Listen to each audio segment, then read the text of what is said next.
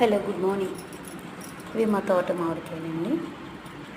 తీసుకొని వచ్చాను పచ్చడికి ఆవకాయ పెడదామని చెప్పేసి దాన్ని శుభ్రంగా కడిగేసి క్లాత్తో తుడుచుకొని పక్కన పెట్టుకున్న వాటిని ఈ విధంగా మనం కత్తి పెడితే కానీ లేదంటే ముక్కలు కట్ చేస్తే కత్తి పెట్టుకుంటుంది, దాంతో కట్ చేసిన పర్లేదు. ఇలా చిన్న చిన్నగా కట్ చేసేసుకొని తడి లేకుండా ఆరబెట్టుకోవాలి. శుభ్రంగా తుడిచి దానికోసం మెంతులు, ఆవాలు, ధనియాలు, జీలకర్ర పౌడర్ చేసి పెట్టుకున్నాను. దానికోసం ఆచి పౌడర్ యూస్ చేస్తున్నాను. చిల్లి, వెల్లుల్లి, ఈ విధంగా కొన్ని మామిడి ముక్కలు నేను మిక్సీ పెట్టుకున్న ఆవపిండి, మెంతిపిండి కలిపేసేసి కారం, కల్లుప్పు యూజ్ చేసుకుంటున్నానండి. నేను ఇందులో సాల్ట్ కాదు, కల్లుప్పు, వేయించిన వెల్లుల్లి రబ్బలు, కొంచెం ఆయిల్ వేసి కింద మీద కలుపుకొని మనం ఒక డబ్బాలోకి తిప్పుకోవాలన్నమాట. అంటే ట్రాన్స్ఫర్ చేసుకోవాలి. ఈ విధంగా ఏంటంటే ముక్కలు ఎక్కువ పెట్టాము. నాకు ఒక పెద్ద డబ్బా పెట్టింది.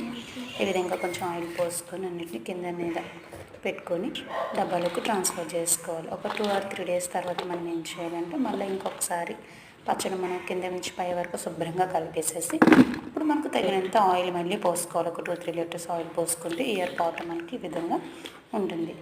ఇది మా అమ్మమ్మ నేర్పించారు. ఈ విధంగా అంటే మొక్కకి మనకు అన్నీ బాగా పడతాయి అన్నమాట. ఉప్పు, కారం, సాల్ట్, పులుపు అనేది మంచిగా పడుతుంది.